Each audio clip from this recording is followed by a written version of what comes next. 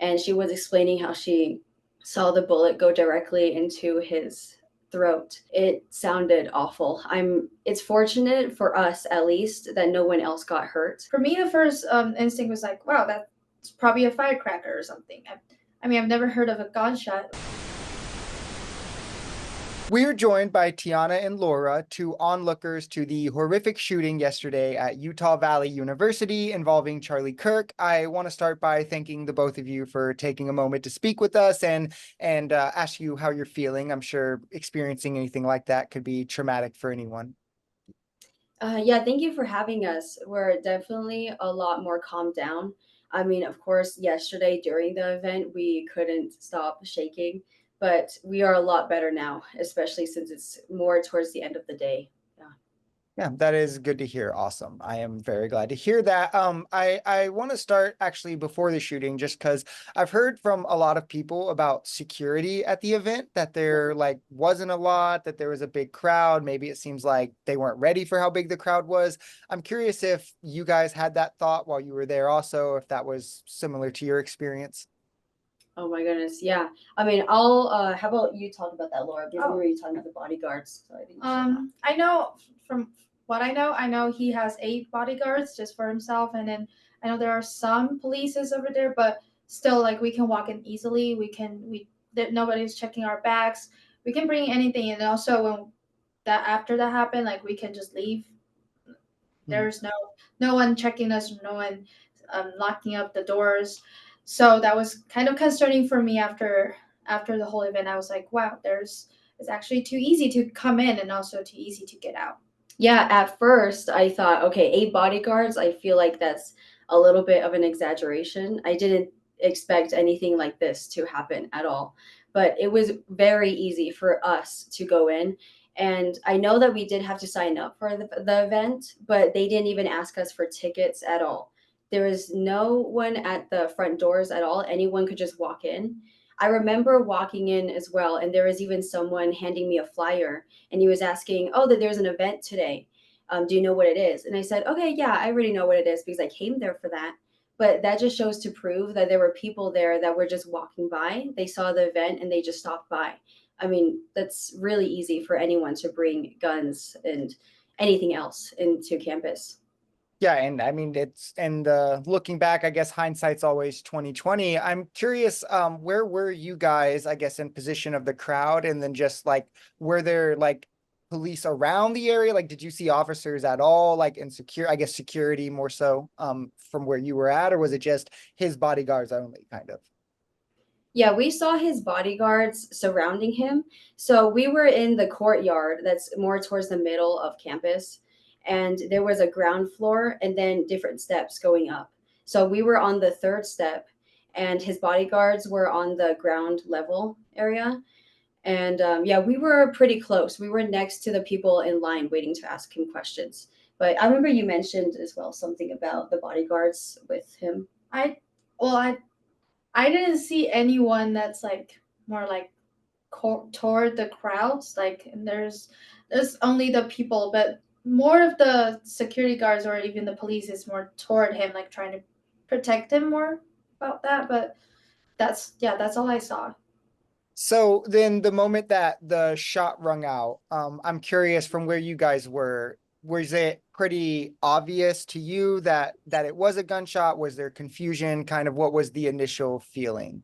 Well, for me, the first moment, I mean, I'm from out of the country, so for me, the first instinct was like, wow, that's probably a firecracker or something. I mean, I've never heard of a gunshot, which is good. So and then started, I was like, wow, what happened? So I look up into the sky. That's also kind of reason I missed him falling down as the the chair. I looked up and there's nothing. I was like, oh, maybe it's an event, so they're putting up some firecrackers, fireworks, or something. But no, it was really loud and really obvious. It's just like one shot. Yeah, we didn't realize the severity of the situation. I was really confused as well.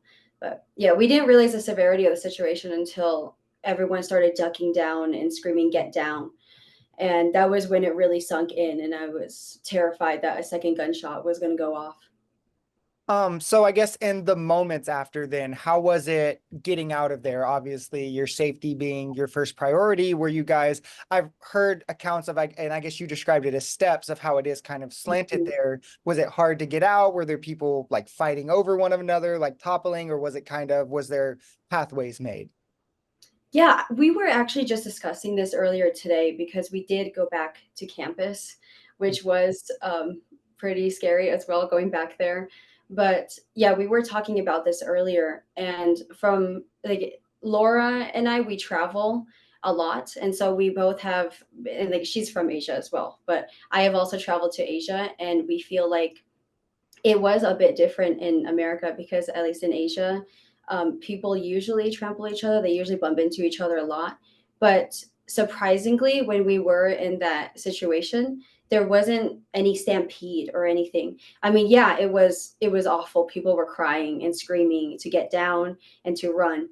But surprisingly, no one was bumping into us. I mean, yeah, there were a few scuffles or anything, but we didn't have that big of an issue with that.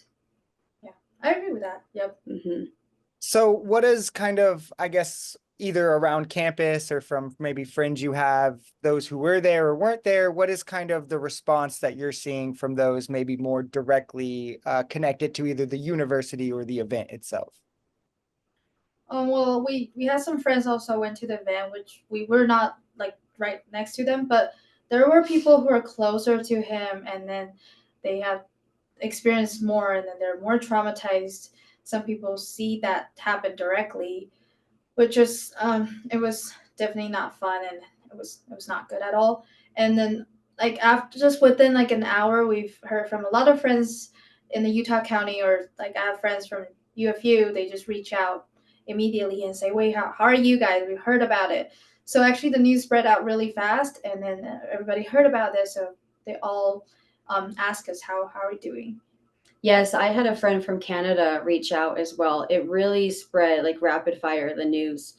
But we did have a friend who was really close to Charlie Kirk, and she was explaining how she saw the bullet go directly into his throat. And she really just saw everything. I mean, not going to explain the details, but it sounded awful. It's fortunate for us at least that no one else got hurt. So I am thankful about that. But yeah, it must have been so much worse. The people that got like to see firsthand how it looked in the front. Yeah, I could only imagine, and my heart goes out to them as well as obviously Charlie Kirk's family. The last question I just had for you guys is, having been there firsthand, what would your message be? Obviously, with everyone talking about it, discussing it, what would your message as someone who had been there be? Whether like, maybe make sure we have empathy in moments like this, or what are your thoughts at the day after? Well, for me, I my only thought was just like, regardless of your political stand or whatever you're at, I feel like it's a human life. We should take it more seriously about the security of the campus, or how can we improve this in the future? How can we protect just human beings' life better in the future? And also, after we experience this, actually, I we both feel like we're not really aware of what's happening around us. Like we came out of the campus, there are still people laughing or just chatting, like next in a store or something. So I that actually made me realize more like, oh, I should take care of, like I should look at news more. I should look around me a little bit more, be more observant, and then yeah, that really had me think a lot about myself. Yeah, I also agree with what Laura said. I just believe that we should, from now on, stay more observant. I mean, before this whole event, I thought that it was going to be, I don't know, somewhat peaceful. I didn't think anything bad was going to happen because, of course, usually we have that mindset of nothing bad can happen. But just always be aware. Unfortunately, that's what the U.S. has come to. That we can never truly feel safe. So we just always have to stay aware of our surroundings. Make sure that you're observant. That's just, yeah, how we have to live now. I completely agree. And I think that remembering to have empathy and humility are things that keep our humanity in times like this. I want to say thank you again for taking the time to speak with me. And I'm glad to hear that you guys are doing better, at least as good as you can be 24 hours removed from something like that. Yes, of course. Thank you. Thank you so Awesome. much. Yep. And I hope your week continues to get better.